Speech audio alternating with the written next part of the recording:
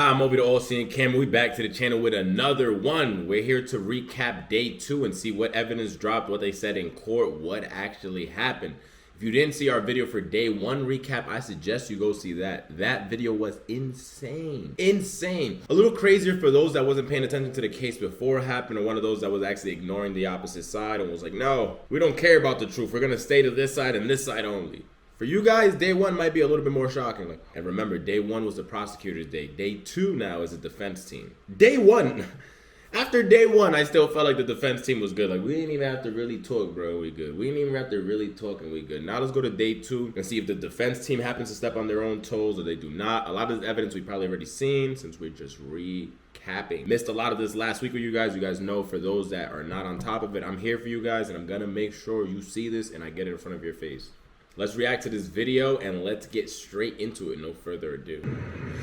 So this didn't occur to me yesterday during my coverage of the Tory Lanez trial. We're getting ready to go in here to day 2. But before I go in, let me tell you this point that sort of crystallized for me when I was on the No Jumper show talking about this case last night.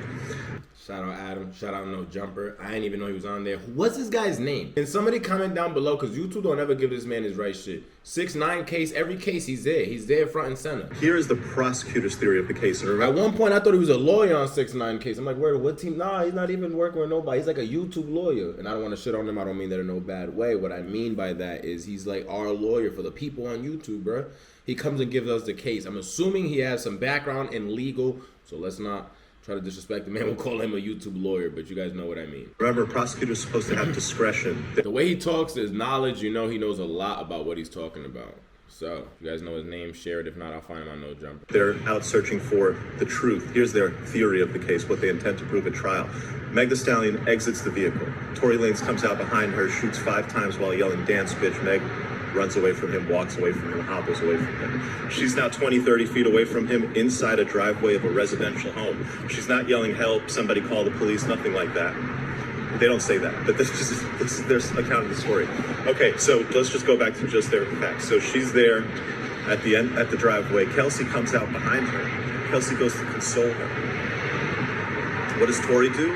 Now he's walking towards her and Kelsey. What does Kelsey do? She sees that, yo, this man who just shot her 5 times is coming for more. So she tries to intercept him. What does Tory do? He beats on Kelsey, physically assaults her. Kelsey has never said this truth to the police. No.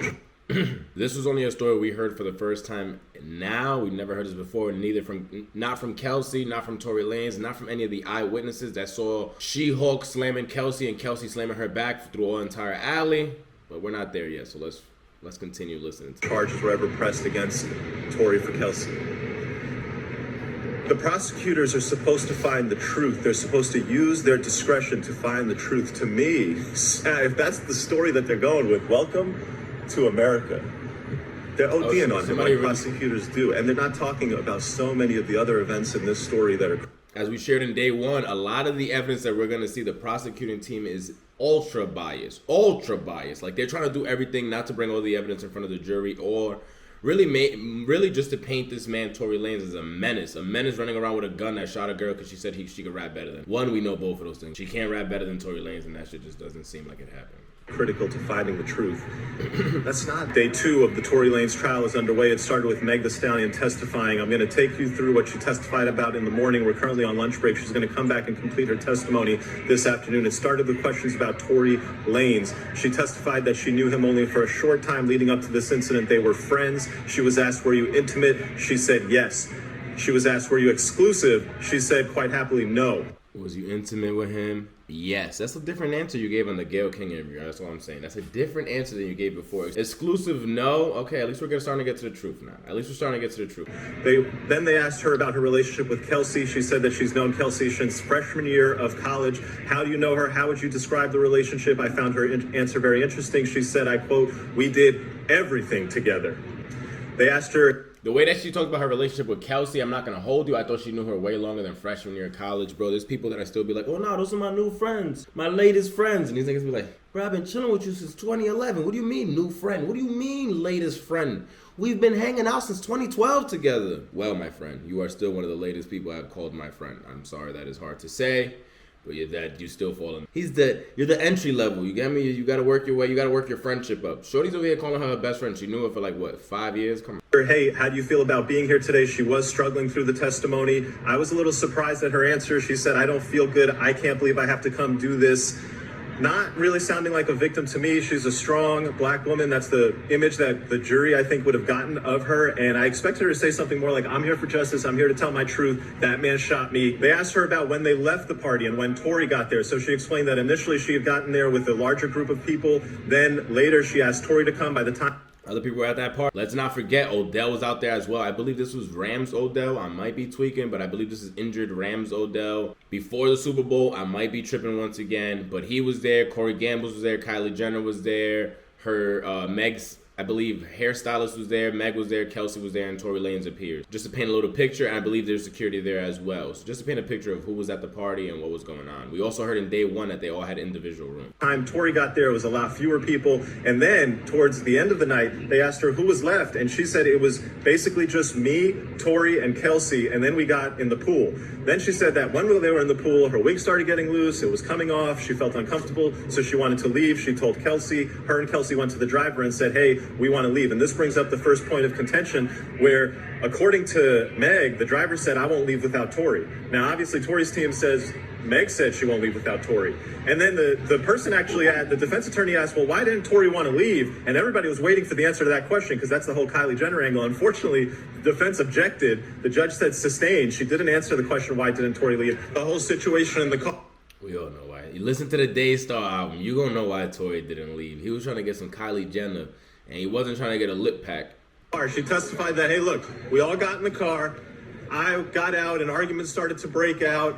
Basically, Tory started the argument. I was shocked when she dropped and admitted that this argument started with Tory saying to Meg, hey, why are you snaking your friend like this? And basically revealing that he had hooked up with both of them, that they had been cheated on by him. And this sort of led into the whole big fight at one point. So this is the only part of all this that actually makes sense, and a lot of people keep repeating. Tory Lanez did pull some crazy shit coming in. Like, yo, Kelsey, you really gonna let Meg get in your head and say I was trying to smack on Kylie, which I was. But you gonna let her get in your head when she was just smacking on my nuts not even last week, a couple days prior? No, son, she's did it to you before. This is when he started name dropping people. Point, she gets out of the car, but then she did get back in because they convinced her to get back in, and then we get to the shooting. And here, there was some shocking stuff. So here's some of the key stuff. One, Meg described that, hey, look, I got out of the car, I looked back over me, and then I saw Tory holding a gun, pointing it at me, and he shot me after he said, dance bitch. But then, this is the prosecution asking the questions, and even in the prosecution asking the questions, she said stuff that makes you scratch your head, which leads you to believe that what's going to happen under cross-examination. The prosecution asked her this, where was Kelsey when Tory was doing the shooting? You know what Meg said? Meg said, I didn't see Kelsey. I only saw Tory. Question, was she in your field of vision? Because she's right there. Where was she? If you can't answer that question, that doesn't seem like it adds up, especially not in a case where the theory from the other side is that there was a struggle and that Kelsey was the one who let off the gun. If the victim can't tell you where Kelsey is, that seems highly problematic to me. Highly problematic that you cannot prove she was not the one that shot you because you didn't see where she was, what happened. You guys just physically got into altercation. We don't know who won that fight, but there was a fight. Well, usually when people are not winning a fight and there's a weapon around, they go on more. The other parts of the testimony that were a little bit confusing is they asked her, where was Tory? Was he standing on the car? Was he standing on the ground? And she said, well, he was shooting up over the window, but I don't know if he was standing on something. And they asked her, how tall is he? She said, I think he's like 5'3" or 5'4". He's taller than that, but that's not tall enough to shoot over the window of an Escalade while standing on the ground. And then they asked her, hey, was he on the passenger door, or was he on the front door or the back door? That's what she said. He's on the passenger side. And they were like, all right, well, was it the front door or the back door? She said, I don't. The other part of her testimony that I found a little confusing, it didn't mesh with what the prosecutor said in his opening. The prosecutor said in his opening that Kelsey went to where Meg was, and that after Kelsey went to where Meg was, after Meg had been shot, that Tory was approaching them. Meg's testimony today was different. Meg's testimony was not that she got shot, she went away, and then Kelsey went to where she was, and then Tory came at the two of them. No, Meg's testimony is she got shot, she went away, and then she saw Kelsey and Tory both coming to them. Again, does not add up. We're getting different angles to the story depending on who's on the stand. Depending on who's in the stand, we're getting a different side of the story. Will Tory Lanez take the stand? We finished with why did you not tell the police the truth? And this was very interesting, whereas typically prosecutors are in the business of supporting police officers. Here, they elicited testimony where Meg said, look, I didn't tell the police the truth because this was around the time George Floyd had been shot, and I thought if I told them the truth, they were going to shoot Tory. And if Imagine somebody shoots. You gonna think that like, nah, I'm not gonna tell the 12 because, you know, I don't want them to shoot the person that just shot. What? What? Oh, Lord. That's why I'm a civilian. I guess. That's why I'm a civilian that's be strapped. Because I got my own shit on me. But I can't get to my shit quick enough. And another nigga comes to them like, nah. A life for a life don't ever equal a right. Don't pop them. Yeah, all right, nigga. I could be, I'm gonna be like the ghost of the Christmas past. I'll be in his ear. Shoot. They gonna hit me like the wind. You must be crazy. Throw me the gun. Fuck it, give me the gun. You don't wanna shoot him? Give me the gun. Give me the gun. Pow! I'm gonna shoot him back. You crazy. We gonna leave together. We gonna hold hands into the afterlife. You must not know who I am. Yeah, all right, man. Dika, he shot her, but she was there like, nah, man. My black people I stand with. Black Lives Matter. George Floyd. You crazy? Are you insane? Oh, man. Who thought of this lie? Rock Nation's behind this. Desiree Perez, you're behind this. Feel safe with the police. I am, and I thought this was kind of weird, but she said it. She said, I'm a member of the black community, and in my community, we don't cooperate. What do I think? We don't cooperate with the police. We just go on Instagram and be like, he shot me. Do with the information as you will. He shot me. No, son, it's fine. You're not a gang member, Meg. You can cooperate with the police. I'm not a gang member. Let somebody do some shit to me and oh, Lord. That's going to be upside down in that prison. Yeah, it's going to be upside down like a piñata when I'm done with you. Oh, Lord. I think that the rest of the direct testimony is going to come out. It will be interesting. I think the defense attorney has a lot of room. Hey, what's up, bro? I think the defense attorney has a lot of room to poke holes in the story.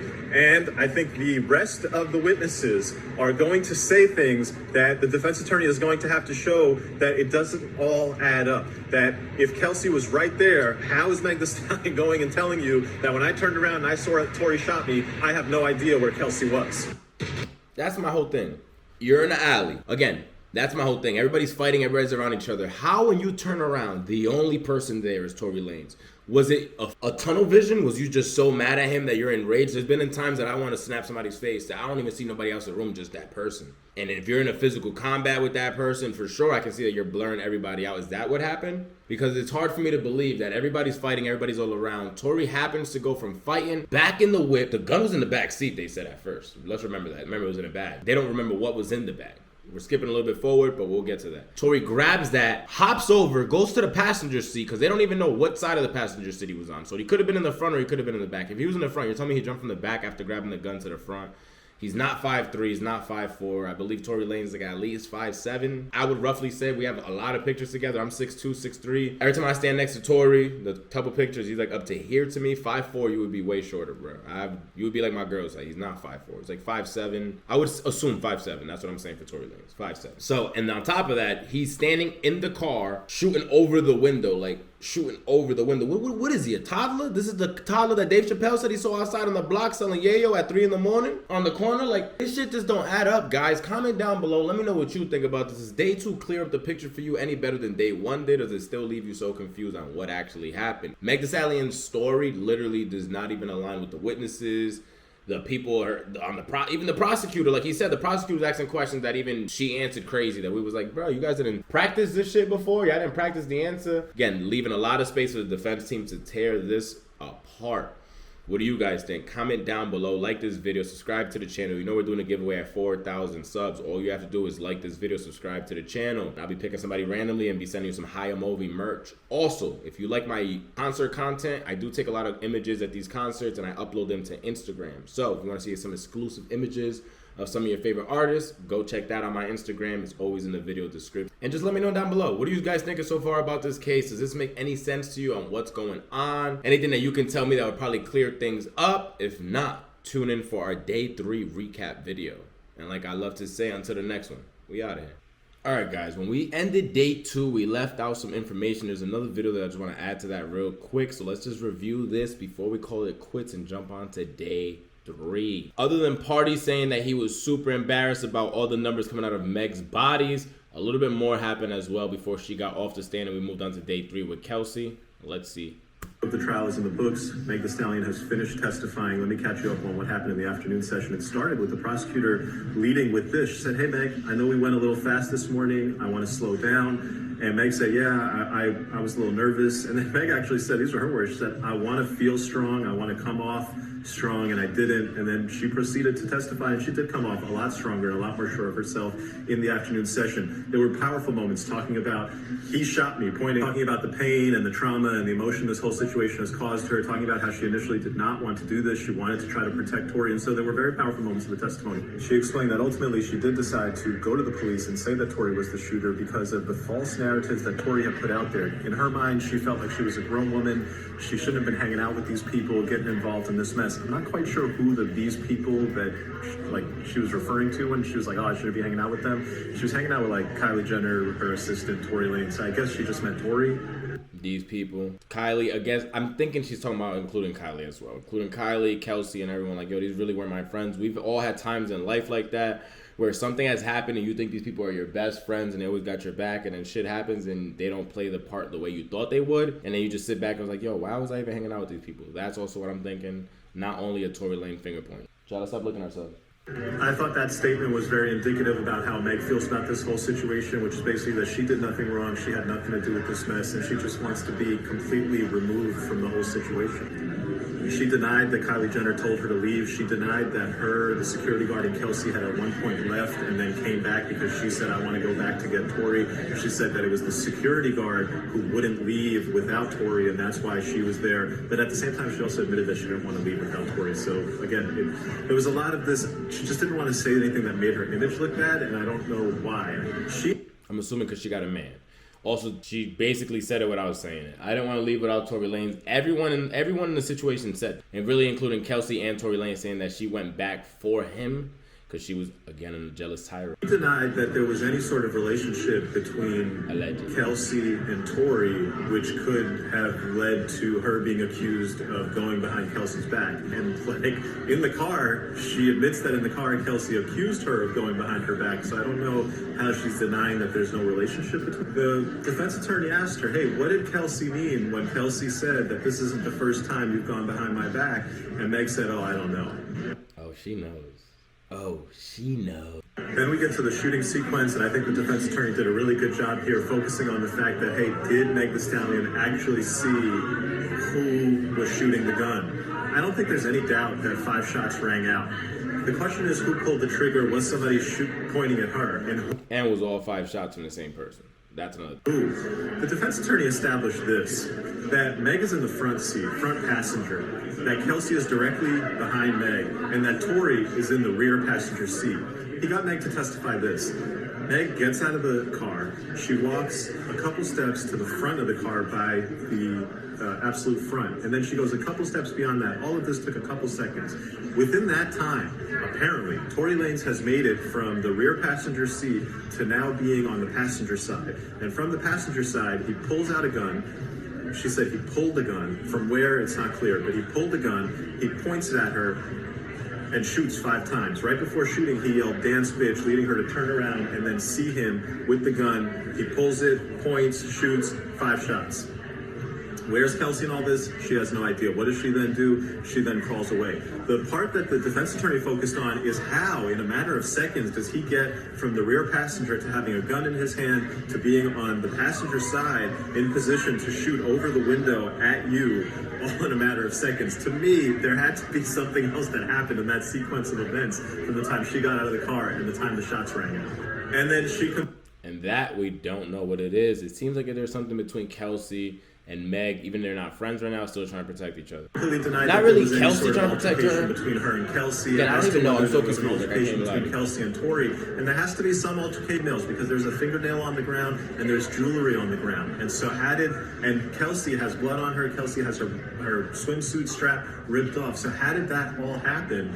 And apparently there was a bump. She says that I saw a bump between Tory and Kelsey, and I guess the prosecutors will use that to establish why Kelsey has got her strap ripped and jewelry on the floor broken and a fingernail lying on the middle of the street. Bottom line, Her testimony was strong. So they're saying it's from that, but not from the fight between both of them, because again, Meg's saying, what fight? It was a fight? What fight? It was powerful. It was a victim telling you that a man shot her. All right, so from here, I think there's two important issues with this case.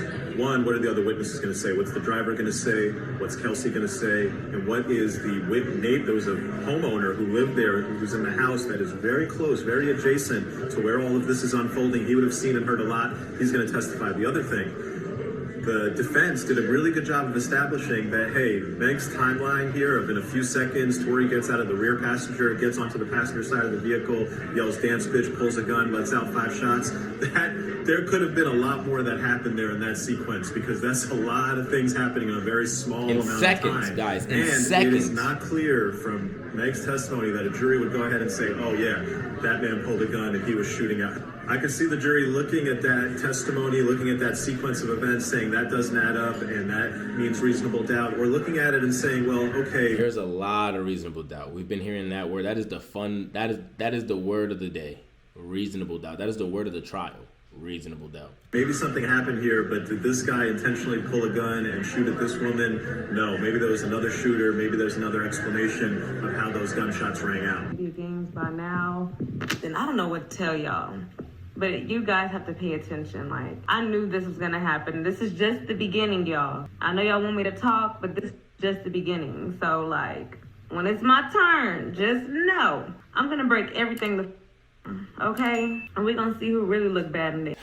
She did. As we know, day 3 happens. When day 3 happens, Kelsey takes a stand. Kelsey takes a stand. We will cover that. Please go see that recap if you haven't seen that yet. I will upload it. What do you guys think about all this going on right now? This is literally a soap opera. This is crazy. Everything going on right now is just insane. Do you guys still think it's just blatant? Tory Lanez pulled out the gun and started shooting? Do you guys see what everyone else saw that had their eyes open and try to move past the point that a female said someone shot her, and the evidence just didn't add up? What do you guys think? Please comment down below. Let me know. And like I love to say, until the next one, we out.